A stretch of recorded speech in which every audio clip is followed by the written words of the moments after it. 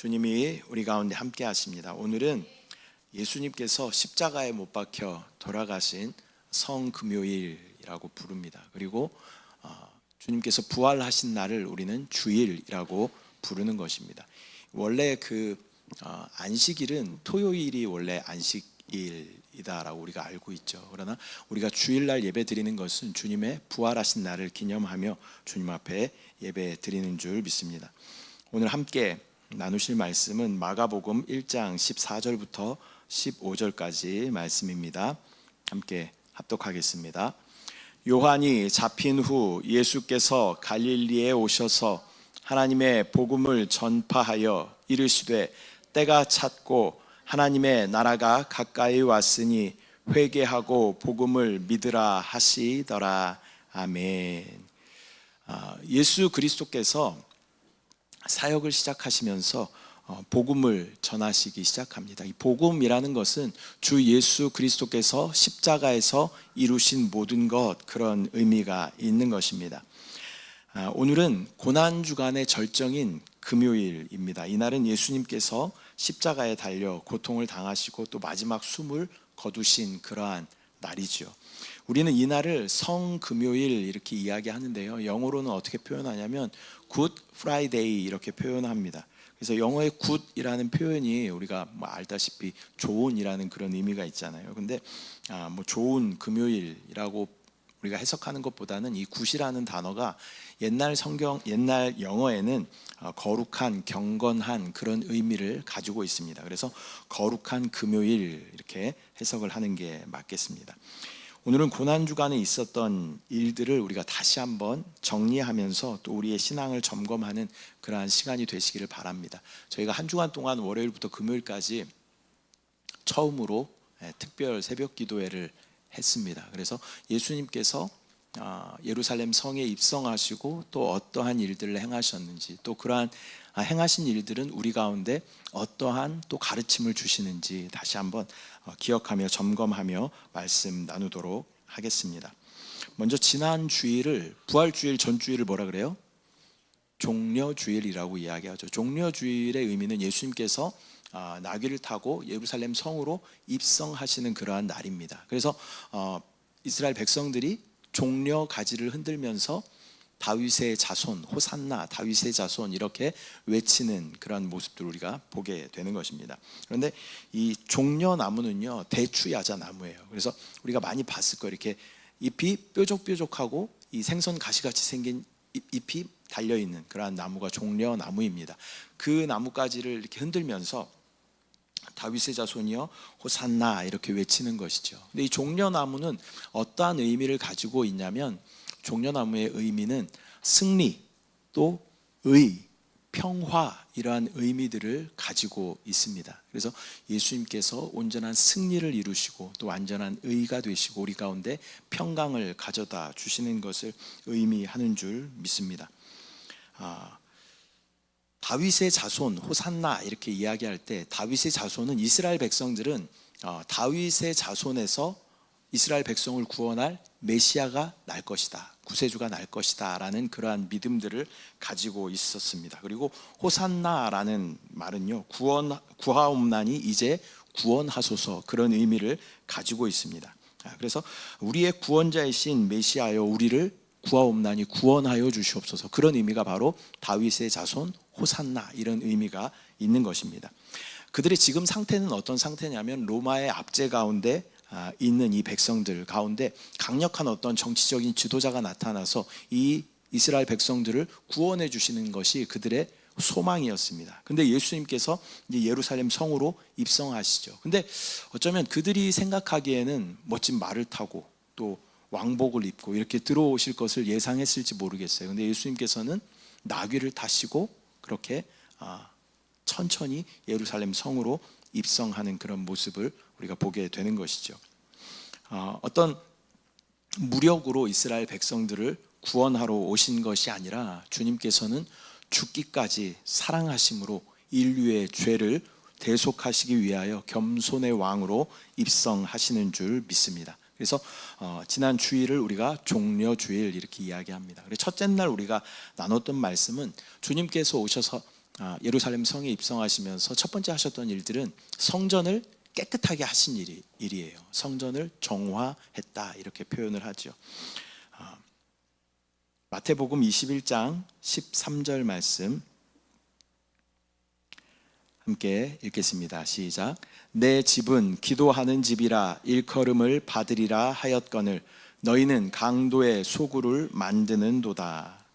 예수님께서 예루살렘 성전에 예루살렘 성에 입성하시면서 많은 사람들이 그 입성을 환호했지만 주님은 성전으로 들어가셔서 매매하는 자들을 다 내쫓으시고 또 돈 바꾸는 사람들의 상을 다 엎으셨습니다. 성전은 원래 하나님을 예배하는 그러한 거룩한 장소였습니다. 그런데 당시 유대 종교 지도자들은 이 성전세를 받으면서 자기의 어떤 욕심을 채우는 그런 도구로 성전을 사용하게 되었죠. 그래서 많이 종교적으로 타락한 그러한 상태 가운데 있었습니다. 또한 멀리서 예배 드리러 오는 사람들이 있었어요. 외국에서 오는 사람들도 있었죠. 그래서 성전에서 돈을 환전하는 사람들이 있었어요. 돈통을 엎으셨다라는 것은 이 돈을 환전해주는 그 사람들의 돈통을 엎으신 것이죠. 또 멀리서 이제 예배를 드리러 오기 때문에 거기서부터 드릴 재물을 가지고 오기는 쉽지 않아요. 동물들을 데리고 오기는 쉽지가 않았어요. 그래서 그 성전 안에서 제물로 드릴 그 동물을 사고 파는 그런 행위들이 그 안에 있었다라는 것입니다. 예수님께서는 그 모든 사람들 다 내쫓으시고 또 동물들은 채찍을 만들어서 다 내쫓으시는 그러한 모습들을 우리가 보게 되는 것입니다.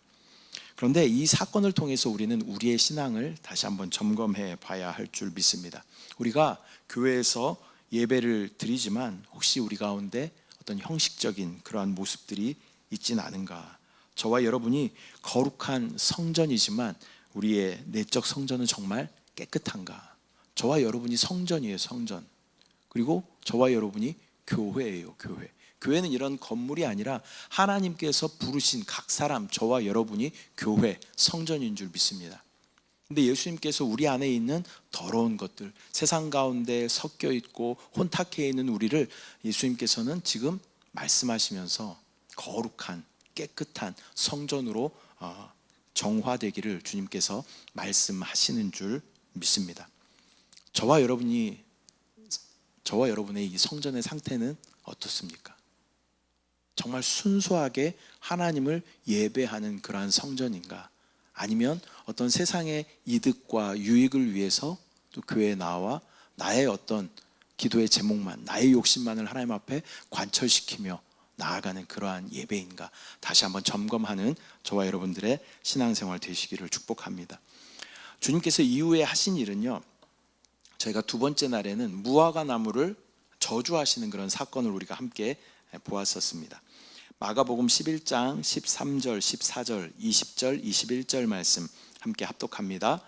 멀리서 잎사귀 있는 한 무화과 나무를 보시고 혹 그 나무에 무엇이 있을까 하여 가셨더니 가서 보신즉 잎사귀 외에 아무것도 없더라. 이는 무화과의 때가 아님이라. 예수께서 나무에게 말씀하여 이르시되 이제부터 영원토록 사람이 내게서 열매를 따먹지 못하리라 하시니 제자들이 이를 듣더라. 그들이 아침에 지나갈 때에 무화과 나무가 뿌리채 마른 것을 보고 베드로가 생각이 나서 여짜오되 라삐여 보소서 저주하신 무화과 나무가 말랐나이다. 아멘. 예수님께서는 예루살렘으로 가시는 길에 잎이 무성한 그런 무화과 나무를 보셨습니다. 이 앞절에는 뭐라고 기록되어 있냐면 예수님께서 시장하신지라 이렇게 기록되어져 있어요. 배가 고프신 차에 무화과 나무를 봤는데 잎이 무성한 거예요. 근데 아직 무화과 철이 아니에요. 한 2달 정도 더 있어야 이제 무화과 열매가 맺히는 그러한 시기였습니다. 그런데 이때쯤이면 무화과 열매가 그 작은 열매들이 이제 맺히기 시작하는 그러한 시기인 거예요. 근데 예수님 가까이서 보니까 잎만 무성하고 열매는 없는 그런 무화과 나무를 예수님께서 저주하시는 것이죠. 예수님께서 이 나무를 저주하시고 그 다음날 제자들이 그것이 뿌리째 말라버린 것을 보게 됩니다. 이 말씀은 우리에게 열매 없는 신앙에 대해서 다시 한번 말씀하시는 줄 믿습니다. 성경에는 몇 가지 열매에 대해서 기록하고 있어요. 먼저는 우리가 잘 아는 성령의 열매가 있죠. 사랑과 희락과 화평과 오래 참음과 양선과 자비와 충성과 온유와 절제, 이런 것들이 우리 가운데 성령의 열매로 맺혀져야 된다라는 것이에요. 근데 성령은 그리스도의 영이죠. 그래서 우리가 그리스도로 충만하면 우리는 이러한 성령의 열매를 맺게 되는 줄 믿습니다. 또한 성경에 어떤 열매가 나오냐면 온전한 회개의 열매가 나와요. 저와 여러분에게 온전한 회개의 열매가 있습니까? 신앙생활을 하면서 우리가 반드시 거쳐야 되는 것은요, 우리 안에 진정한 회개가 있어야 돼요. 그리고 나서 우리 가운데 거듭남의 체험을 하게 되는 것입니다. 진정한 회개가 없이는 우리는 절대 거듭남의 체험을 할 수가 없어요. 나 자신을 보지 못하는데 우리가 어떻게 거듭날 수 있겠습니까? 그래서 우리에게 진정한 회개의 열매가 있는가. 또 세 번째, 우리의 주님께서 말씀하시는 열매는 영혼의 열매입니다. 저와 여러분에게 영혼의 열매가 있는가? 주님께서 누구보다 애타게 찾으시는 건 뭐예요? 영혼의 열매를 찾으시는 거예요. 지금 우리 가운데 영혼의 열매라고 이야기할 때 저와 여러분 머릿속에 생각나는 누군가가 있어야 돼요. 누군가의 이름이 있어야 돼요. 그 사람을 내가 얻어서 주님 앞에 영혼의 열매로 올려드리겠다라는 그런 믿음의 결단이 우리 가운데 있어야 할 줄 믿습니다.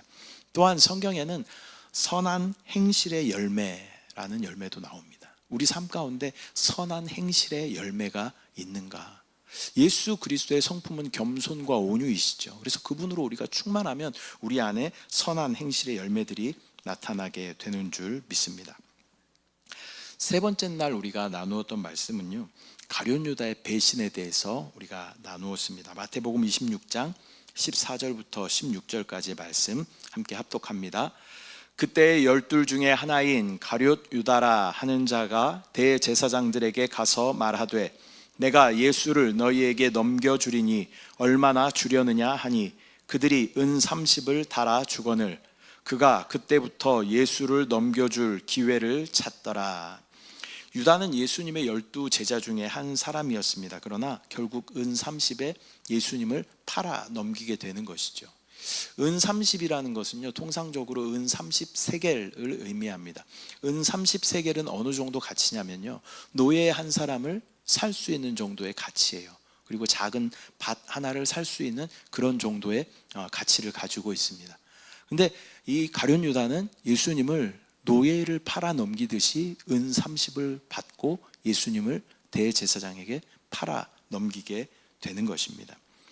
우리는 이 유다의 배신을 보면서 단순히 그를 비난하는 것이 아니라 그를 통해서 우리 자신의 또 믿음을, 신앙생활을 다시 한번 돌아봐야 할 줄 믿습니다. 유다는 예수님을 왜 팔아 넘겼을까요? 먼저는 돈에 대한 욕심이 있었습니다. 그는 제자들이 사용하는 이 어떤 비용에 대한 것들을 관리하는 그러한 책임을 가지고 있었어요. 그런데 그 돈통에 자주 손을 댔다라고 또 성경에 기록되어져 있는 것이죠. 이 돈에 대한 욕심 때문에 예수님을 팔아 넘기게 되는 것이죠. 또 하나의 이유는 무엇이냐면 이 많은 이스라엘 백성들이 기대했던 것처럼 정치적인 그 메시아로 예수님이 오실 줄 알았어요. 그런데 예수님 계속 죽으신다라고 이야기를 하니까 그것에 대한 믿음이 이제 흔들리게 되면서 예수님을 팔아 넘기게 되는 것이죠. 그리고 유다는 결국 예수님을 배신하고 또 뒤에 보면 뉘우쳤다, 후회했다 이런 말들이 나옵니다. 그러나 결론은 어땠어요? 유다는 가서 목매어 죽었어요. 그런데 우리가 잘 아는 수제자가 누가 있어요? 수제자. 예수님의 수제자가 누구예요? 베드로예요. 베드로도 예수님을 3번이나 부인하죠. 예수님께서 그렇게 예고를 하셔요. 네가 닭 울기 전에 나를 3번 부인할 것이다. 근데 작은 여자 아이 앞에서도 예수님을 부인하는 그런 모습을 우리가 보게 되죠. 그런데 이 유다와 베드로의 다른 점은 무엇이냐면 유다는 후회하고 가서 목매달아 죽었어요. 그러나 베드로는 주님 앞에 회개하고 다시 새롭게 됨으로 또 거룩한 사도의 직무를 감당하게 되는 것들을 우리가 보게 되는 것입니다. 우리의 신앙이 흔들릴 때가 있습니다. 저와 여러분의 신앙이 흔들릴 때가 있어요. 그럴 때 우리는 절망하면 안 됩니다. 우리는 절망하는 것이 우리의 신앙생활이 아니고요. 우리는 주님 앞에 다시 회개하고 주님께서 다시 능력 부어주시는 것을 믿음으로 바라보고 주님 앞에 무릎 꿇고 나아가는 것이 신앙생활인 줄 믿습니다. 제가 오늘 새벽에 기도를 하면서 이 부인이라는 말을 생각을 해봤어요. 부인. 남편 부인할 때 부인이 아니라 나를 부인하는 그 부인이에요. 부인. 신앙생활의 핵심은요, 자기를 부인하는 것인데, 이 부인이라는 단어를 제가 이렇게 묵상하다가, 부인이라는 것은 인정하지 않는 것이죠. 또 인식하지 않는 것이에요. 우리는 나를 부인해야 돼요. 자기를 부인해야 되는데 우리는 예수님을 부인할 때가 많이 있는 것이죠. 나가서 내가 그리스도인이라는 것을 부인할 때도 많이 있고, 우리의 삶 가운데서도 내가 마치 그리스도인 아닌 것처럼 살아갈 때가 많이 있는 것입니다. 우리는 반대로 돼야 되는 거예요. 나 스스로를 인정하지 않고 우리는 예수님을 인정하는, 내 안에 계신 성령을 인정하는 그러한 삶을 살아야 할 줄 믿습니다. 가룟 유다의 배신을 통하여서 우리가 다시 한번 우리의 믿음을 점검하며 주님 앞에 회개하고 또 주님께 쓰임받는 저와 여러분들의 삶이 되시기를 축복합니다. 또 어제는 우리가 어떤 말씀을 나누었냐면, 예수님의 섬김에 대해서, 또 성찬의 의미가 무엇인가에 대해서 함께 말씀을 나누었습니다. 요한복음 13장 4절 5절 말씀 함께 합독합니다. 저녁 잡수시던 자리에서 일어나 겉옷을 벗고 수건을 가져다가 허리에 두르시고 이에 대야에 물을 떠서 제자들의 발을 씻으시고 그 두르신 수건으로 닦기를 시작하여. 예수님께서 겉옷을 벗고 수건을 허리에 두르신 후에 제자들의 발을 씻기셨습니다. 그 당시에 발을 씻겨준다라는 것은 종이 하는 일이었어요. 종이. 이스라엘 땅은 굉장히 이렇게 건조한 그런 땅이죠. 그리고 그 당시에 신발은 이 샌들 같은 그런 가죽 샌들을 신고 다녔었죠. 그렇기 때문에 항상 발에 먼지와 땀이나 이런 것들이 많이 이렇게 있었습니다. 발이 더러운 곳이죠. 그래서 주인이 나갔다가 들어오든지 아니면 손님이 왔을 때 종이나 이 노예들이 하는 일이 무엇이었냐면 그 발을 씻어주는 일을, 그러한 일을 했다라는 것입니다. 그런데 예수님께서는 제자들의 발을 씻겨주셨어요. 그 당시 문화로는 상상도 할 수 없는 그런 일입니다. 주인이 종의 발을 씻긴다, 스승이 제자들의 발을 씻긴다, 상상할 수 없는 그런 일이에요. 그러나 예수님께서는 그것을 섬김의 본으로 우리 가운데 보여주신 줄 믿습니다. 또한 주님께서는 제자들과의 마지막 저녁 식사에서 성찬에 대한 그러한 의미를 가르쳐 주십니다. 고린도전서 11장 24절 25절 말씀 함께 합독합니다. 이것은 너희를 위하는 내 몸이니 이것을 행하여 나를 기념하라. 이 잔은 내 피로 세운 새 언약이니 이것을 행하여 마실 때마다 나를 기념하라. 우리 순복음교회는 또 우리 영과 생명의 교회는 매월 첫째 주 주일날 성찬 주일 예배로 주님 앞에 드립니다. 성찬이라고 하는 것은요, 단순한 그러한 의식이 아니라 예수님의 그 희생을 기념하고 감사하며 또 우리의 신앙을 새롭게 하는 그런 거룩한 예식인 줄 믿습니다. 이 성찬을 대할 때 우리는 예수님의 그 십자가를 다시 한번 기억하고 또 감사하는 마음으로 우리의 삶을 주님 앞에 올려드려야 할 줄 믿습니다. 그런데 이 제자들과 함께 식사를 하셨다라는 것은, 식사를 같이 하는 것은 무슨 의미가 있냐면요, 한 가족, 식구, 그런 의미가 있습니다. 식구라는 의미의 이 말의 뜻이 뭘까요? 식은 먹을 식자예요. 구는 뭐예요? 입구자예요. 사람을 셀 때 이렇게 구자를 쓰는 거죠. 그래서 같이 밥을 먹는 사람들의 공동체가 뭐예요? 식구라는 거예요. 식구.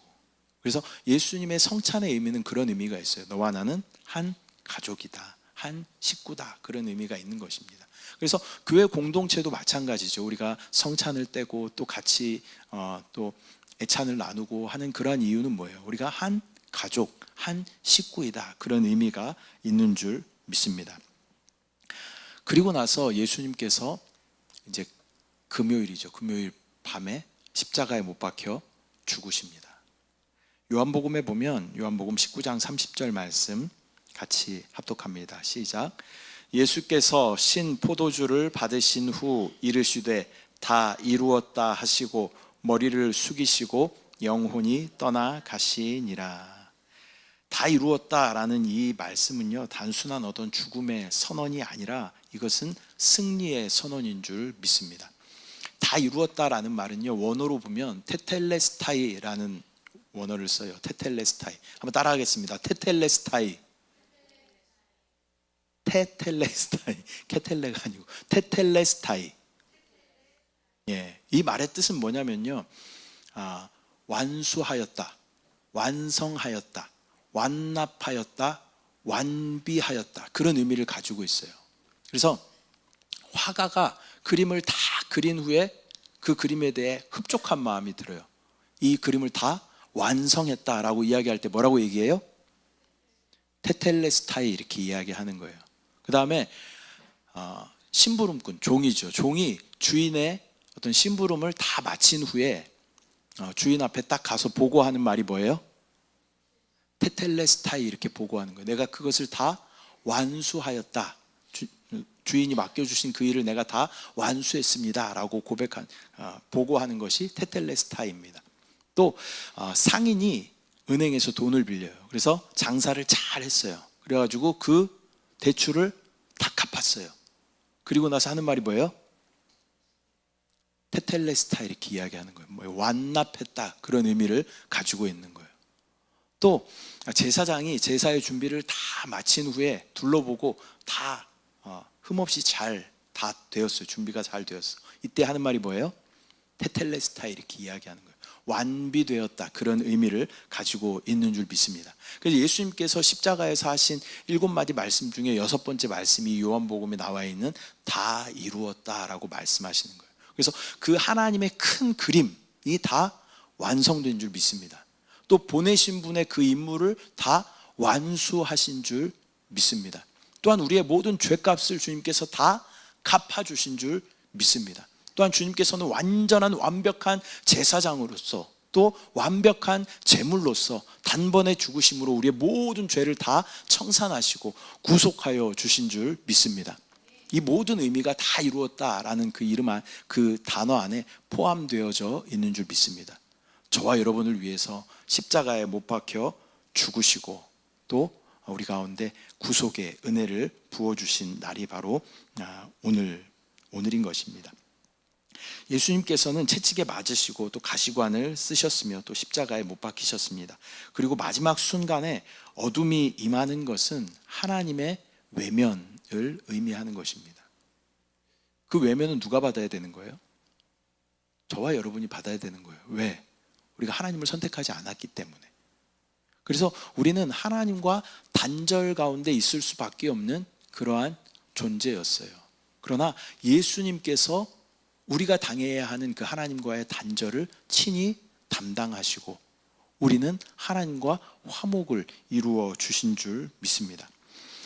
그렇게 예수님께서는 십자가에서 버림받는 듯한 그러한 절규를 하시면서 숨을 거두십니다. 마태복음 27장 46절 말씀 함께 합독합니다. 제9시쯤에 예수께서 크게 소리질러 이르시되 엘리 엘리 라마 사박다니 하시니 이는 곧 나의 하나님 나의 하나님 어찌하여 나를 버리셨나이까 하는 뜻이라. 예수님의 이 고통의 절규는요, 단순한 어떤 육체적인 고통이 아니었습니다. 그것은 인류의 죄를 대신 지시는 그런 영적인 고통이었습니다. 또 하나님과의 단절, 또 죄의 형벌을 대신 받는 그러한 고통이었습니다. 예수님은요, 삼위일체 하나님으로 태초부터 하나님과 함께 하셨던 분이에요. 한 번도 떨어져 본 적이 없으셨던 분이에요. 그런데 십자가에 죽으신 후에 예수님은 잠시 음부에 내려가십니다. 그래서 하나님과의 잠시 단절을 경험하게 되는 거예요. 익숙하지 않은 처음의 어떤 그러한 느낌을 예수님께서 받으시는 거죠. 왜? 누구 때문에? 저와 여러분 때문에. 저와 여러분이 하나님과 단절되고 하나님께 가까이 갈 수 없는 그러한 상태였지만 예수 그리스도께서는 하나님과의 막힌 담을 그 육체로 친히 허시고 하나님과 우리를 화목하게 하여 주신 줄 믿습니다. 또한 죄로 인하여 음부의 권세 가운데 벗어날 수 없는 우리의 존재였지만 주님께서는 십자가의 죽으심으로 또 죄와 사망에서 우리를 영원한 생명으로 옮겨주신 줄 믿습니다. 주님은 십자가에서 우리의 모든 죄와 사망을 짊어지시고 친히 그 죽음을 감당하십니다. 그리고 우리에게 새로운 계명을 허락하시지요. 하나님을 사랑하는 것과 내 이웃을 내 몸과 같이 사랑하라라는 그러한 계명을 우리 가운데 주십니다. 우리는 하나님을 사랑할 수 없는 그런 존재들이었어요. 하나님과 도저히 같은 공간 안에 있을 수도 없는 그러한 존재들이었어요. 그러나 하나님께로 갈 수 있는 길을 예수님께서 여시고 하나님과 다시 화목하고 하나님과 다시 사랑할 수 있는 그러한 길을 우리 가운데 허락하신 줄 믿습니다. 또한 십자가에서 죽으심으로 말미암아 내가 너희를 사랑한 것 같이 너희도 서로 사랑하라라고 말씀하셔요. 주님이 우리를 어떻게 사랑하셨어요? 죽기까지 사랑하셨어요. 저와 여러분은 그러한 존재예요.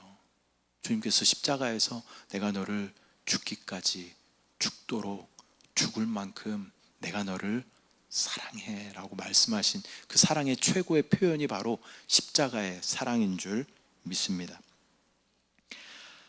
주님께서 십자가에서 이루신 모든 것, 이것을 우리는 복음이라고 이야기합니다. 또 우리가 이웃을 사랑할 수 있는 최고의 표현이 바로 이 거저받은 그 은혜의 복음을 다른 사람들에게 나누어 주는 것인 줄 믿습니다. 그러한 사명이 저와 여러분에게 있는 줄 믿습니다. 하나님을 최고로 사랑하고 또 이웃을 사랑하는 그러한 믿음의 표현이 우리 가운데 있어야 할 줄 믿습니다. 말씀 맺도록 하겠습니다. 주님은 우리의 구원의 왕으로 예루살렘 성으로 입성하십니다. 그리고 나라는 이 성전을 깨끗하게 정화시키시기를 원하십니다. 또한 주님은 우리의 열매 없음에 대해서 말씀하십니다. 저와 여러분이 예수의 생명으로 충만해지면 우리는 성령의 열매를 맺게 되고 또 우리는 온전한 회개의 열매를 맺게 되고 또 영혼의 열매를 맺게 되고 또 착한 행실의 열매를 맺게 되는 줄 믿습니다. 또한 성경은 가룟 유다에 대해서 이야기합니다. 우리가 그렇게 주님을 팔아 넘기지는 않았지만 우리 안에 주님을 인정하지 않고 또 부인하는 그러한 마음들과 세상을 사랑하는 그러한 마음들을 주님께서 말씀하시며 또 가룟 유다와 같은 그러한 마음이다라는 것을 우리 가운데 말씀하시는 줄 믿습니다. 그리고 주님은 제자들의 발을 씻기심으로 온전한 섬김의 모습을 우리 가운데 보여주시고 또 성만찬을 통해서 우리가 하나됨 안에 있다, 한 가족, 한 식구다라는 것을 우리 가운데 말씀하시는 줄 믿습니다. 그리고 마지막으로 주님께서는 십자가를 지심으로 생명을 내어 주시기까지 우리를 사랑하여 주신 줄 믿습니다. 저와 여러분의 몫인 하나님과의 단절과 또 죄로 인해서 우리는 죽을 수밖에 없었던 그러한 존재였어요. 이 지옥이라는 곳은요, 사람을 위해 만들어진 곳이 아닙니다. 지옥은 누구를 위해 만들어졌을까요? 사단을 위해 만들어진 곳이에요. 근데 사람은 왜 지옥을 갈까요? 누구를 따라가니까? 사단을 따라가다 보니까 지옥에 가는 것이에요. 그래서 우리는 죄와 사망이라는 것이 이 사단의 어떤 요소들이 우리 안에 들어와 있어요. 그래서 그것 때문에 우리는 사단을 따라갈 수밖에 없는 그런 존재들이었어요. 그래서 우리의 결국은 어디예요? 지옥에 갈 수밖에 없는 그러한 존재들이었어요. 그러나 무슨 은혜인지 하나님께서는 예수 그리스도를 이 땅 가운데 보내주시고 십자가를 통하여서 우리 가운데 모든 죄를 다 대속하여 주시고 다시 하나님과 화목할 수 있는 길을 허락하여 주신 줄 믿습니다. 그 대속의 은혜 우리가 감사하며 오늘도 우리가 함께 기도할 때 여러분 십자가에 대한 정확한 개인적인 체험이 있어야 돼요. 여러분 이 십자가가 나를 위한 십자가다라는 그런 체험이 있으십니까? 그냥 교회니까 십자가가 있어. 또 집집마다 우리가 십자가를 걸어놓죠. 또 뭐 목걸이를 하고 다니기도 하고 다 해요. 근데 이 십자가가 진짜 나를 위한 십자가라는 그러한 체험이 객관적인 이 십자가가 나에게 주관적으로 체험되는 그 사건이 우리 가운데 반드시 있어야 됩니다. 그 십자가의 체험이 없으신 분들은요, 이 시간 좀 간절히 기도해야 돼요. 주님, 그 주님께서 지신 그 십자가가 나에게 생명을 주시는, 구원을 주시는 놀라운 십자가임이 믿어지게 해달라고 기도해야 됩니다. 십자가의 체험 없이 우리가 예수 그리스도를 따를 수도 없고 우리의 온전한 구원을 확신할 수도 없는 거예요. 그 십자가가 나에게 온전히 믿어질 수 있도록, 나의 십자가가 될 수 있도록 주의 은혜를 부어 주시옵소서. 그러한 기도가 우리 가운데 있기를 소망합니다. 기도하겠습니다. 사랑의 주님, 이 시간 우리가 주님께서 종려주일 예루살렘 성으로 입성하신 후에 또 어떠한 일들을 행하셨는지 다시 한번 살펴보며 우리의 믿음을 다시 한번 점검해 봅니다. 주여, 나라는 성전을 깨끗하게 하시기를 원하시는 주님의 마음을 깨닫게 하시고 또 열매 없는 우리의 신앙을 되돌아볼 수 있도록 주여 인도하여 주시고, 아버지 또한 가룟 유다처럼 주님을 부인하고 주님을 배신하는 우리의 모습들이 없었는지 다시 한번 점검하게 하여 주시고, 또 제자들의 발을 씻기시면서 진정한 섬김의 모습을 우리 가운데 보여주신 예수 그리스도의 섬김을 담게 하시고, 또한 성찬을 통하여서 한 가족, 한 식구가 되었음을 우리 가운데 말씀하시는 주님의 은혜를 감사하게 하여 주시고, 또 십자가의 죽으심으로 말미암아 하나님과 영원히 단절될 수밖에 없었던 우리의 상태였지만 그 담을 그 육체로 친히 허시고 하나님과 놀라운 화목의 자리로 우리를 초대하여 주심을 감사합니다. 아버지, 이 시간 우리가 함께 기도할 때에 아버지, 그 십자가가 나에게 주관적으로 체험되어지는 귀한 시간 될 수 있도록 주여 인도하여 주시고, 그 십자가의 은혜를 묵상하며 또 주님 앞에 온전히 회개하며 또 감사하는 그러한 시간 될 수 있도록 주여 은혜를 부어 주시옵소서. 우리 가운데 함께 하신 주님을 바라봅니다. 우리 가운데 역사하신 주님을 찬양합니다. 우리의 모든 죄를 대속하신 주님을 사랑합니다. 감사드리고 예수님의 이름으로 기도드립니다. 아멘.